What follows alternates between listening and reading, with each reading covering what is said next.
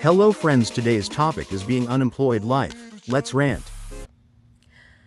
Put a finger down if you decided to go out one night because you haven't been out in a really long time and you just want to have a great time with your sister, right? And when you go out, you tell yourself, you have not eaten enough today, so you probably shouldn't do too much with alcohol, right? But you get there and it's just so much fun and everyone's having so much fun. And then these pretty girls come up to you and they hand you a drink because you're pretty and they like how you dance. And you're just like, oh my God, thank you so much. And you drink it, right? But then your sister also gets a drink from these girls and she's like really faded and you didn't know how much she was faded. And she gave you the drink and you was like, yeah. And so you drink it, right? That's 5 shots. But those last 2 shots, you don't even know what's in them hoes. You was just like, yay. And you just drank it, right? You're fine though. You're not stumbling all over the place. You're not, slurring like that. Like you're really fine. Per other people's witness, you were just fine, right? But then you realize as everybody's starting to leave that you forgot to get a ride home. You don't even have funds to call a car to the next location. And the people that your sister came with, there's not enough room in the car for you to go. So apparently, according to other people, you said out loud, I'm just going to walk home. Mind you, your house is on a completely different side of town than you are currently standing on, right?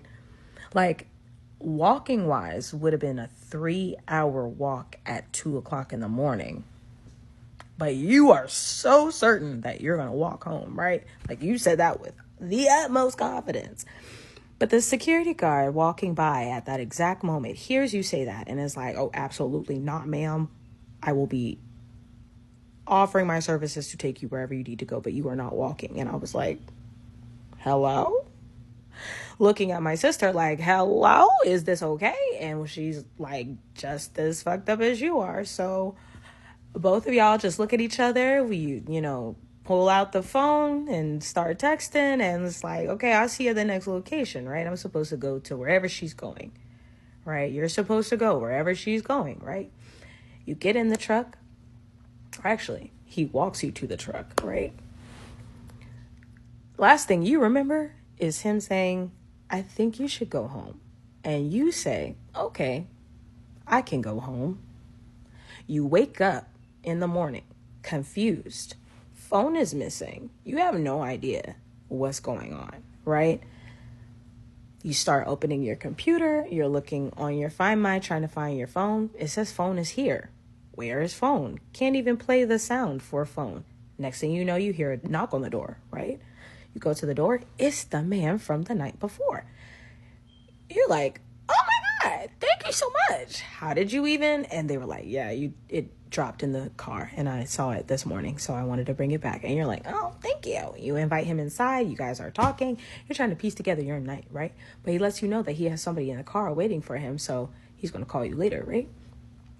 Y'all exchange phone numbers. Super awesome. He calls you 2 hours later. You guys are debriefing, breaking everything down, right? You find out before he took you to the car, you sat down, right? You sat down because your sister left and you were just waiting for him to finish cleaning up or doing whatever security guards do at clubs.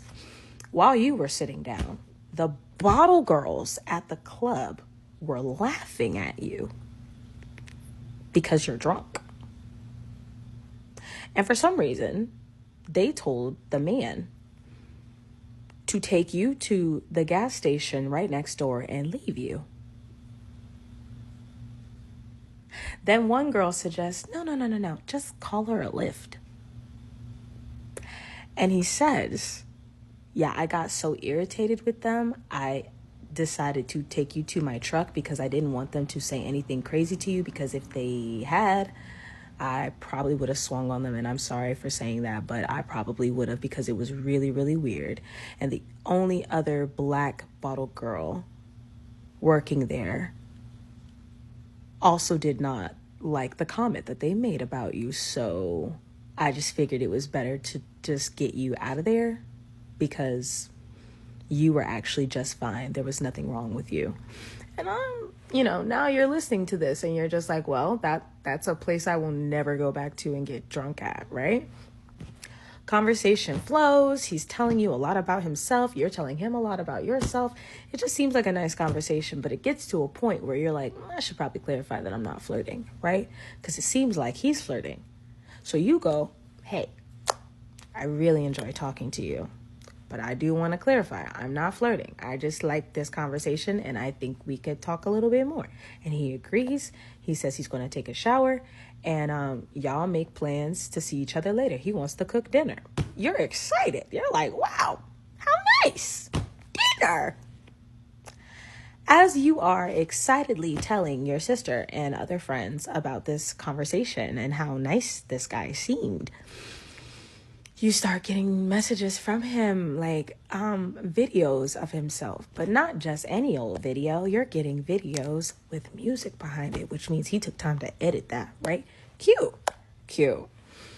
This is a 31-year-old with an 11-year-old daughter, right? Not to say that that has anything to do with adding music, but I just want to give a little bit of context at this point of the story, okay? So you're like, oh, this is adorable. And you tell him, you're so handsome, because he is. You have no issue complimenting anyone because a fact is a fact, right? He says, thank you. And then he starts talking about how the conversation has just given him so much confidence. And I was like, oh, that's cute. He says, let me show you something. So you're like, oh, what you about to show me? Bestie, would you like to guess what he had to show you?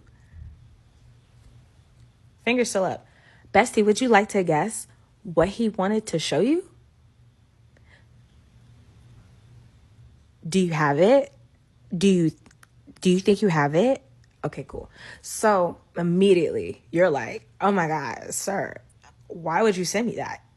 No. Jesus, no. And he immediately starts apologizing, right? Like profusely apologizing. But you're still confuddled. You're befuzzled. There is a contusion in your mind. Because how did we get here? Right? How did we get here? And he responds, maybe I just got a little too excited because it's been a while since I felt like genuine attraction and connection. And maybe I just went about it the wrong way. And you go, what would you say to your daughter if she came to you and told you that somebody that she met less than 24 hours prior sent her something like that just off of the strength of them vibing? And you get no response.